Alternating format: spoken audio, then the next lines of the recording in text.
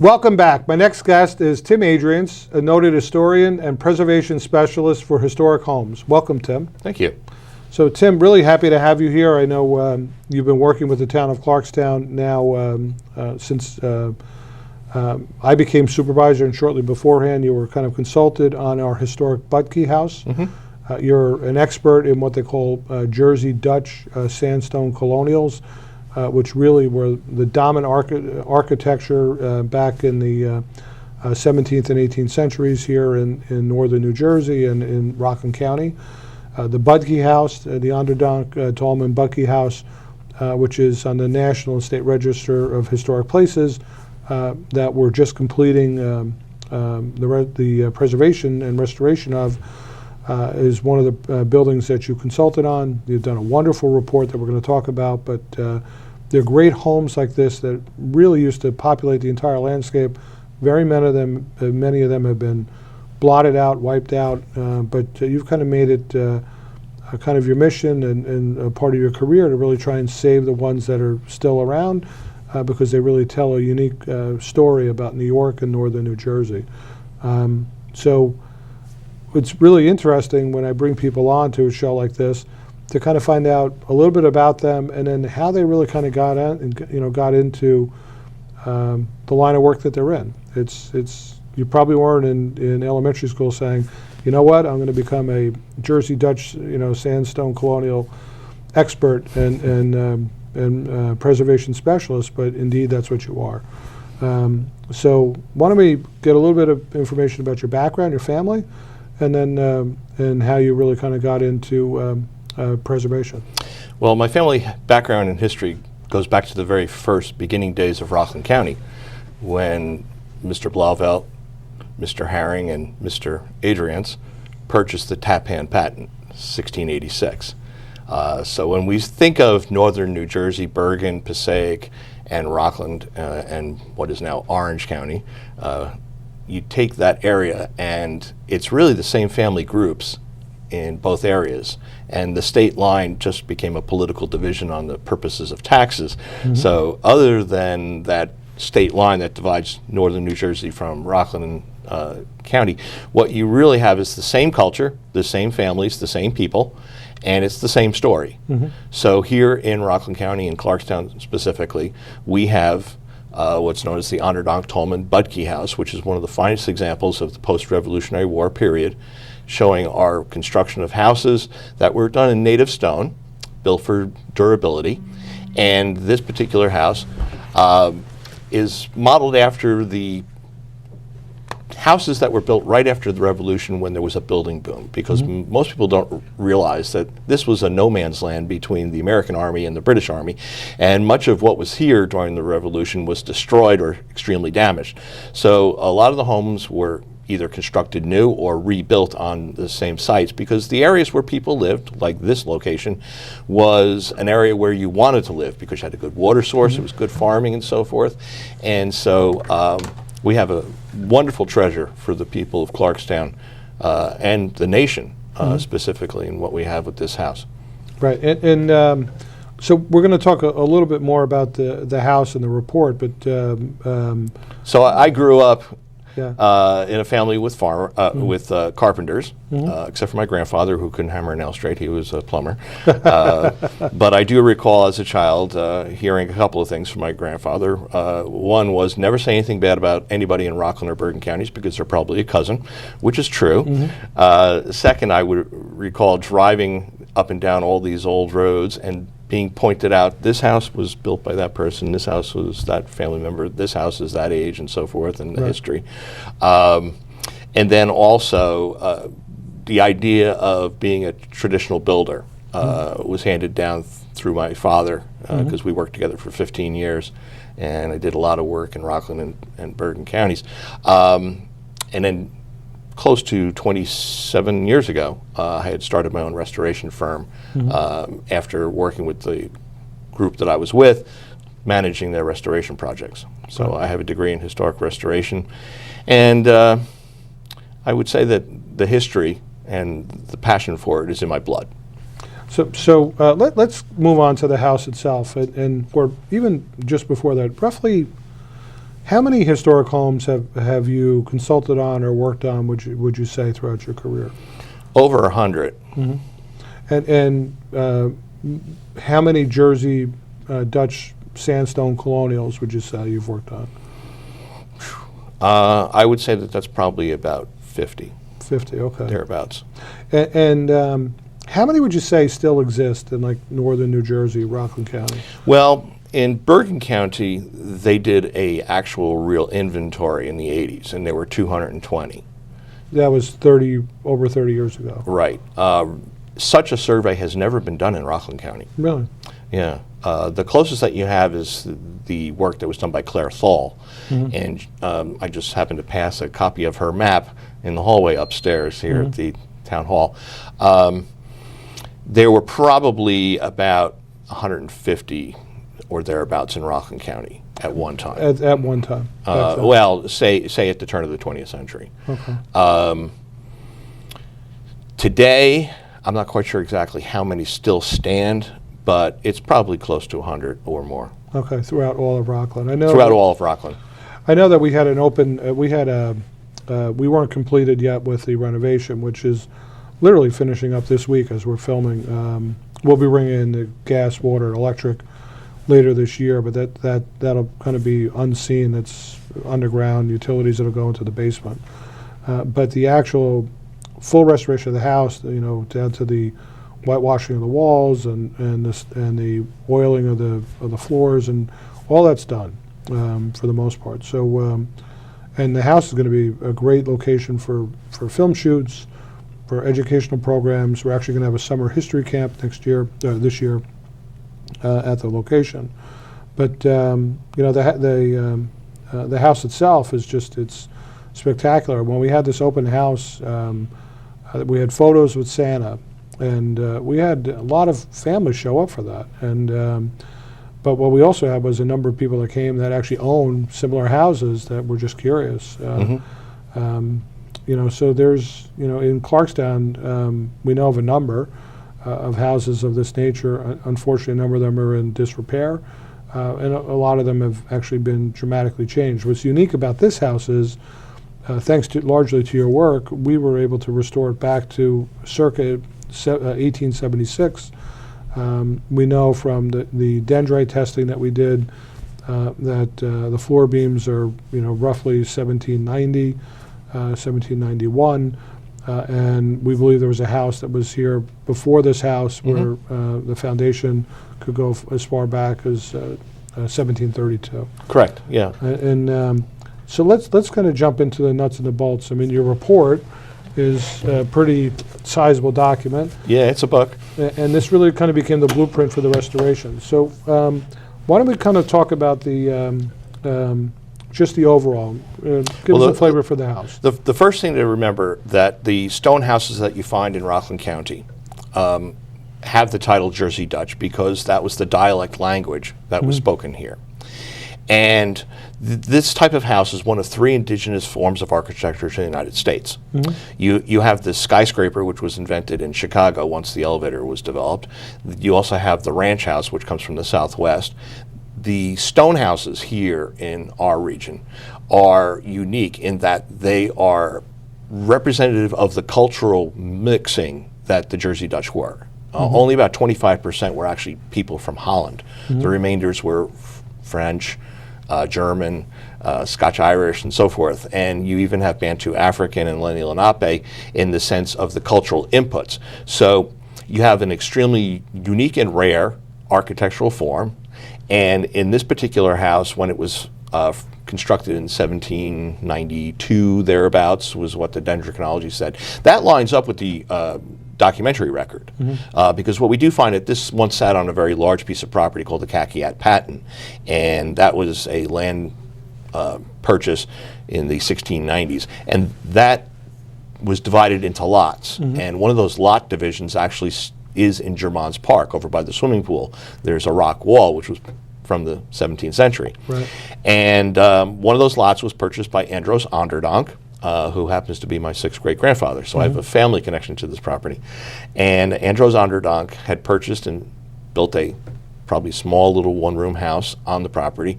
And his daughter, after Andros died, married Harmus Tallman, and Harmus Tallman and Mariah Onderdonk reconstructed the house.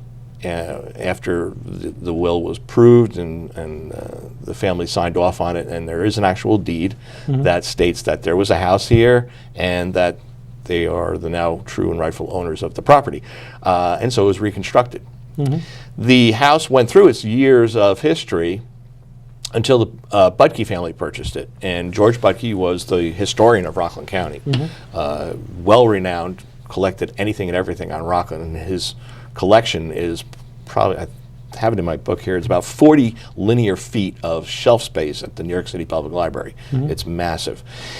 And it was his family that did the alterations to the building around the 1870s, including the oriel window, the bay window on the east side, and the extended front porch and so forth. And it was actually the retirement home for his grandparents, who were local people of the old families here. Right. And so what you have is a house that has a very early, just post-revolutionary history in its architectural form initially, being changed to the 1870s, and then ultimately to the present ownership and state by Clarkstown. But the house tells the story of every people group, in the sense that you have the original settlers. You have the story of a discovered slave that once lived in the house. The house was then later rented out, so you have the immigrant story. And you have the story of Budke and all the families and so forth that are associated with it. So just about every demographic or people group that are here in Rockland County can find a representation in this house. And it's very unique in that this tells the whole story. And we find things from the initial days of the fireplace to the introduction of electric lights, to the fact that one of the census records says that there was a radio in the house. And so we have all these things. We also have the complete inventory of the builder of the house when he died, everything he owned. Wow. So, and it's a massive document. Usually they're just one legal size piece of paper with half a dozen items. But this one is extremely unique in that it goes into detail for about 15 to 20 pages. So we know what was in the house, and we can determine by where they were, and speaking of the fact that there were elements of a fireplace, that we know they're in this room talking about these items. And we can ascertain where things were. It's quite unique and very interesting. So the full history of this house is really well documented, well known, and a treasure. And how many families, because I think you've also spoken about that in the past, how many families really own this house throughout the years? Gee, that was one I'll have to look up. And I thought you said basically it kind of passed between roughly 4 families. Yeah, it was about 4 families were the owners. It was rented and it was being used by some of the immigrant families. They weren't the owners, but they were living there. So it was about 4 families. You do start out with the Onderdonks owning the initial property, and then Tallman marries into the Onderdonks, and then he has it, and then it transitions in the late 19th century to the current owners, be it, yes, I'm trying to remember, Trapphagen, and then Budke. So that's basically it. Right, and or Budke then to Trapphagen, right? Yes, sorry, my mistake. Yes. Budke to Trapphagen. To Trapphagen, and the Budkes, I guess, they stopped living in the house in the late 30s, early 40s. Yes. And so essentially the house, nobody lived in it for like 80 years, right? Yes. What had happened was once Budke Sr. passed away, George Budke, the son, who was the historian, acquired the property, but he wasn't living in Rockland County at that time, or at least in this area of his parents' home, and he sold it to the Trapphagens. And the Trapphagens used it in a unique way. They used it as sort of a place to go have a unique meal. If you wanted to have a traditional old colonial dinner in front of the fireplace, they walked across the bridge across the brook and walked up to the old stone house and used it then. And so it became almost a unique feature of curiosity for the Trapagans. And when the elder member, who was a very well-known financier banker, who, by the way, saved the Bank of New York from crashing during the Depression, his son wanted to restore the house and had the excitement of the bicentennial when he started that process. Unfortunately, he was trying to restore it to the trap that most people fall into with historic houses. They want to go back to the original date, and they want to say, well, this is when it was built, so this is when we want to restore it to. But they don't take into account that the house has a life and a history. And so it's sort of like having a family tree in a sense of architecture and to people. And let's just cut out all the people from our initial ancestor who came over on the boat from wherever, and we'll forget about all the other family members. So, but this house is telling the story of the entire history, all the families. So it brings it all together in that you have that unique front porch, which is of a later date. And so the period of interpretation of the 1870s, and so what we are saying is interpretation is telling the story. And so the house is stopping in time about the 1870s because that's what the architecture is telling us.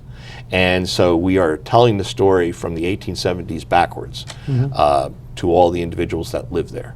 Right. And what I love about it, just having put so much time into ensuring that we have this preserved, it's we've done a wonderful preservation of it. I mean. Windows, constructed and to appear as if they go back to that point in time, and we took great care of following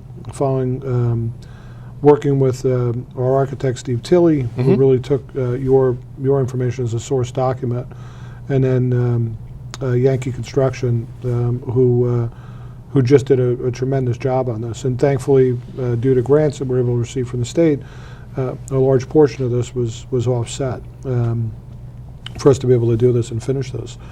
And as I said, what I love about it is that the way in which this has been done now, we've got this house preserved. I mean, the roof is going to be good for 80 years with the cedar shakes. The pointing is going to be good for very many years. And as long as we do what we need to do to maintain it, this is going to be a resource for the next 100 years or more for the town, and it's going to give an opportunity for new generations to really have a look back in time.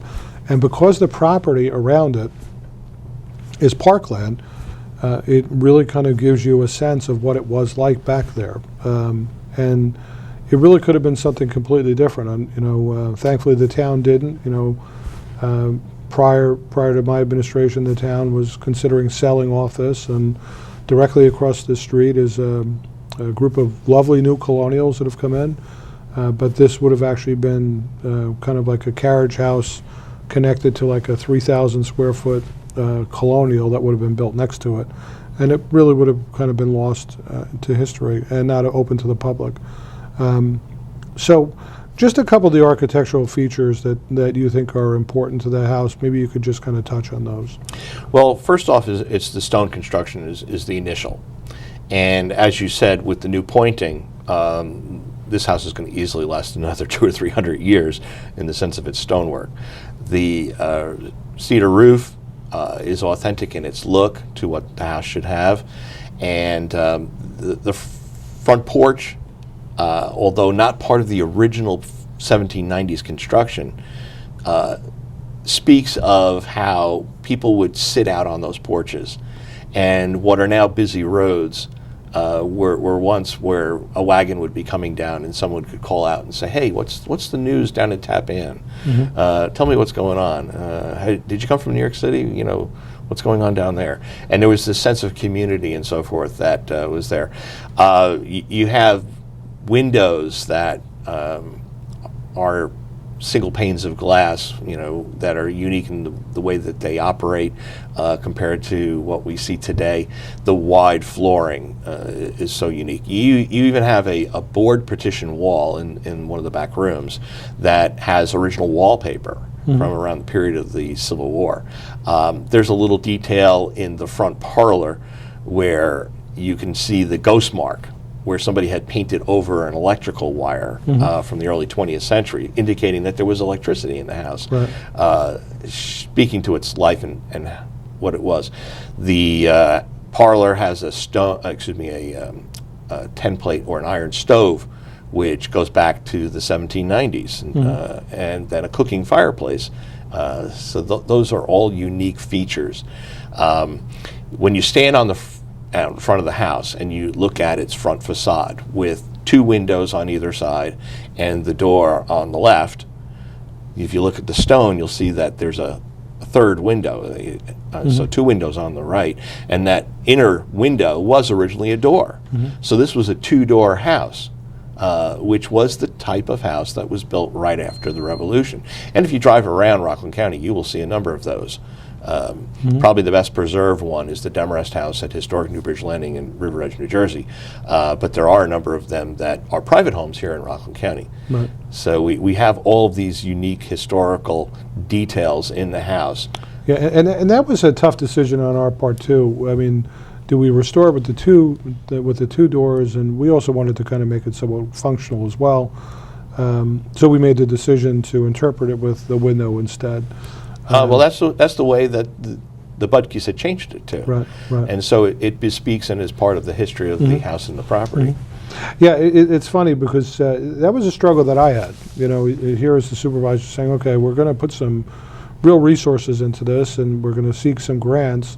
And hopefully this is going to also, not only it's going to become a bit of a living museum for us, for our residents and for the people of the town, but ultimately we're also hoping that it's going to be something that's going to be attractive for some filming and things of that nature.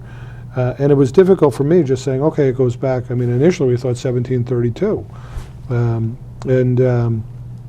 And had we not done the testing that had been recommended, you know, we would have been under the impression that the house went back to 1732.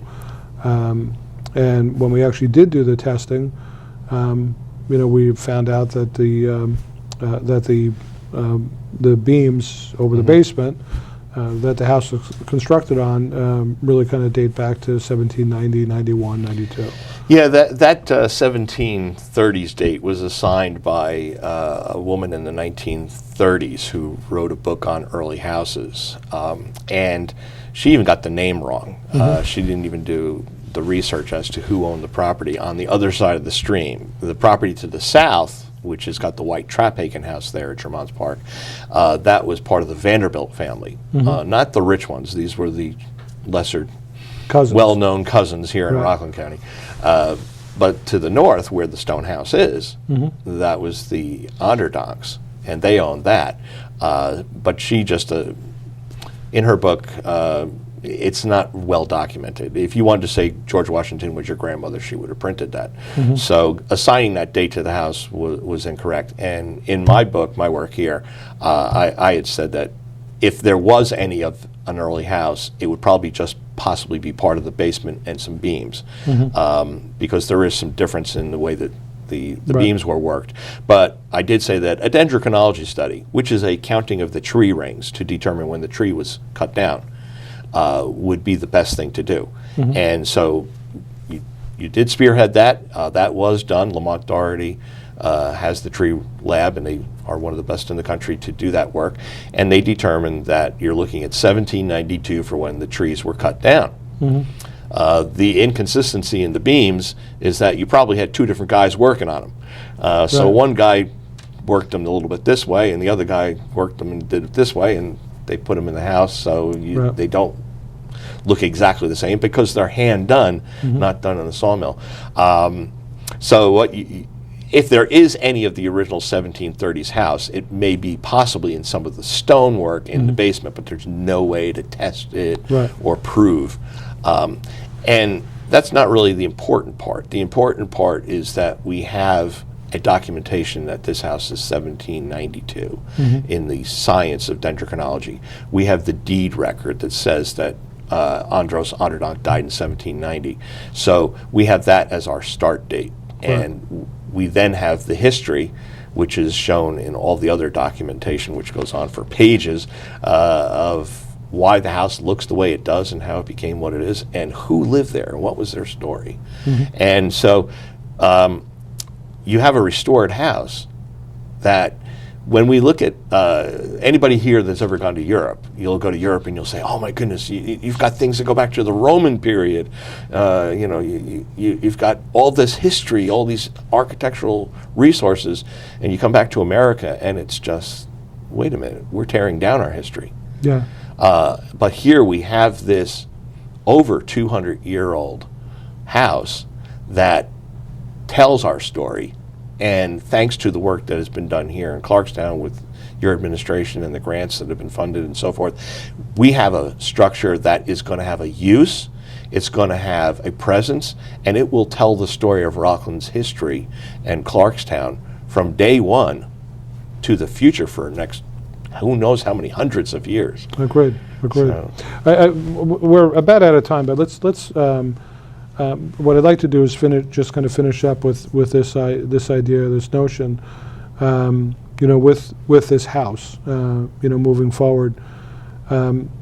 What would be the best way, in your opinion, for the residents of Clarkstown to really learn more, not just about this structure, but other historic structures that are out there? I mean, we're delighted. We've interpreted this house, restored it. We're going to start having more active programming, and that's hopefully going to spark some people's interest. But is there a place? Is there a repository of information where people can learn more about this type of house, this architecture, or if people have questions? There are books that are out there on Jersey Dutch architecture. I've consulted and been a contributor to some of them.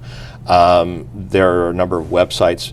But locally, one could easily go up to the Rockland County Historical Society, and they have a lot of information. They have a great archive. You don't even have to leave Clarkstown. You just have to go up to the New City Library, and they have a spectacular resource called the Rockland Room. And it's an entire room that's just filled with resources of history and documentation. As a matter of fact, there's a copy of this here, this book. And so you can find all that information just by literally going up there. Right. So great. So great opportunity for people to really learn more, not just about this house, but about some of the other historic structures that are here, and to think that maybe there's 100 of these homes that are still scattered around Rockland or less. Well, since you're the supervisor of Clarkstown, which is one of the large towns here, and there aren't that many towns in Rockland County, and when you look at the large towns, perhaps you can get some of your fellow town supervisors together, and we could do an inventory of Rockland County like Bergen County did, where we can actually determine in 2020 there are how many of these original period buildings still standing, so that we can document and say, here they are. And once you know where they are and you know that they're here, you could also attach them to the National Register all at once, like Bergen County did.